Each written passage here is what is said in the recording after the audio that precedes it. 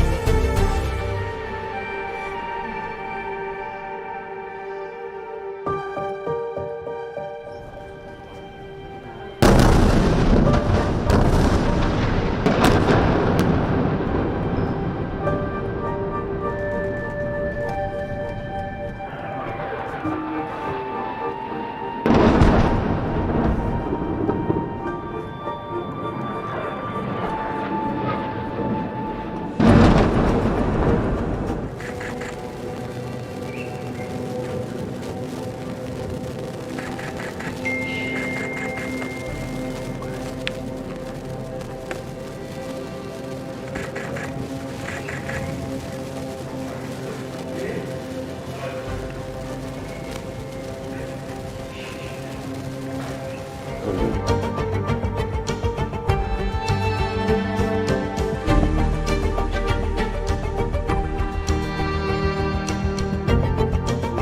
Israel is at war.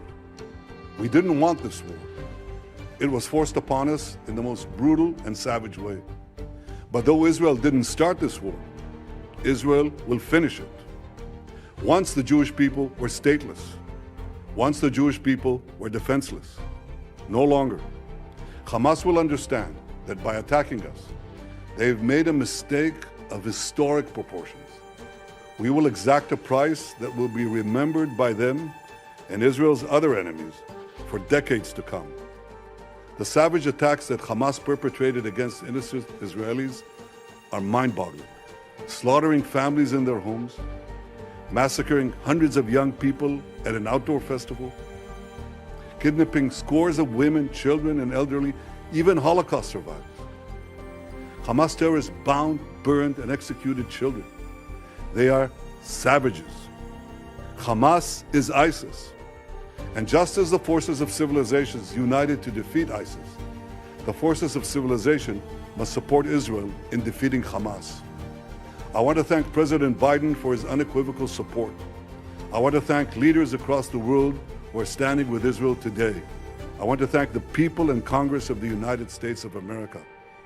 In fighting Hamas, Israel is not only fighting for its own people, it is fighting for every country that stands against barbarism. Israel will win this war. And when Israel wins, the entire civilized world wins.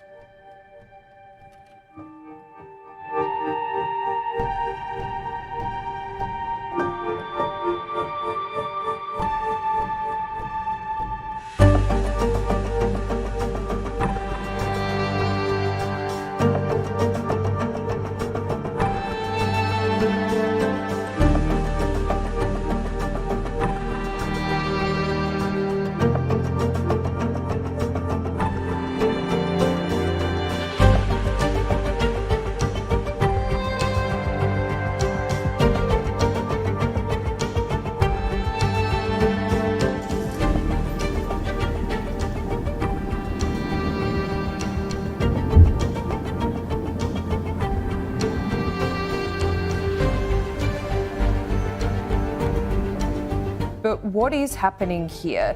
This is more than just Hamas. What do you suspect has gone on behind the scenes in the lead up to this horrific attack? Well, thanks for having me, Laura. Yeah, it's definitely the darkest day in Israel's history. I can tell you personally that I was personally appalled by the scale and scope of this.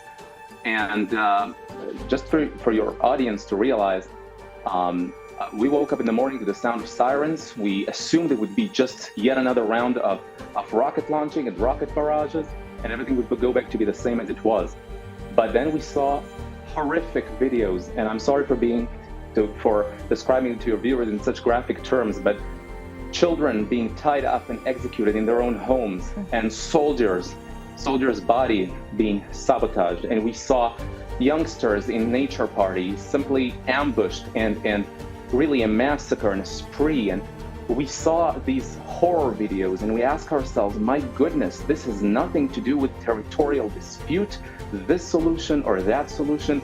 We're dealing with barbaric ISIS-type human animals here that have taken their inspiration from the Nazi regime, I suspect. Now, the previous reporter was absolutely right in terms of numbers. It was equivalent to maybe 10 times 9/11 in relative terms of population.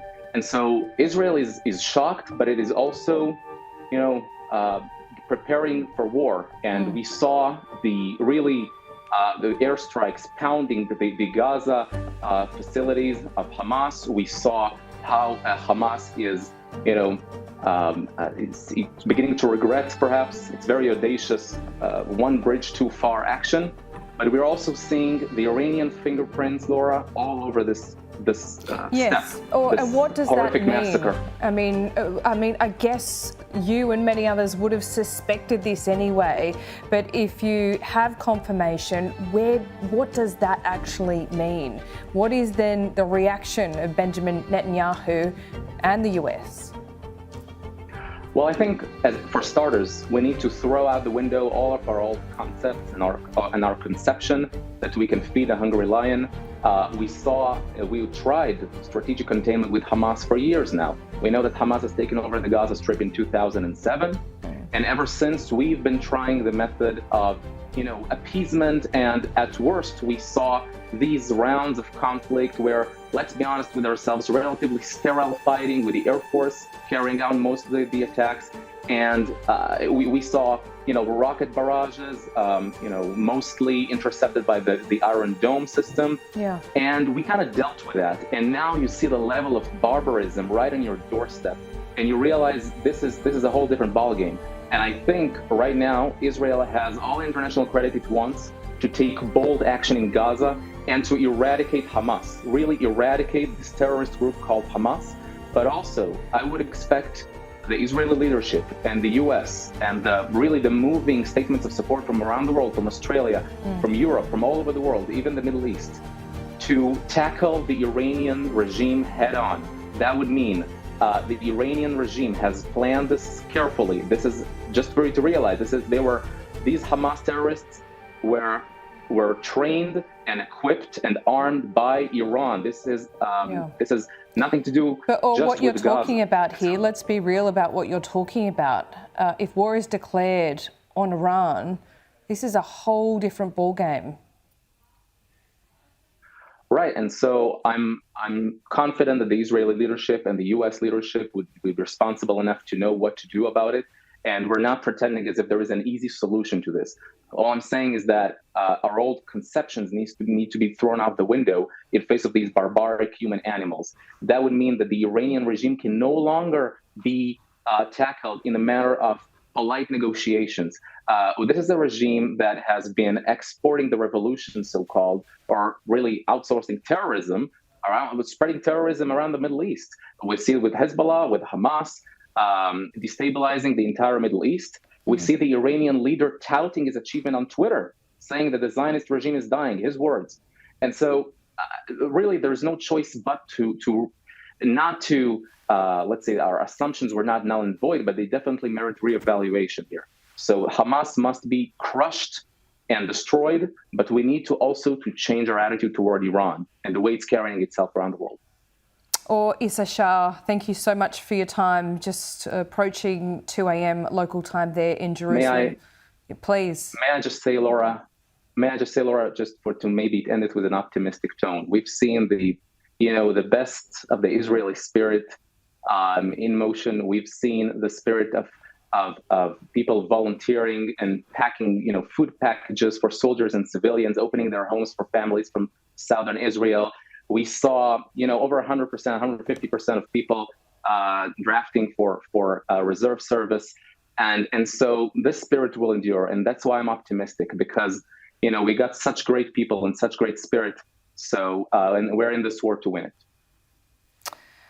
Thank you so much for your time. Appreciate it. We needed an uplifting moment, because there are not many over the last few days. Thank you. We'll be in touch. Thank you, Laura.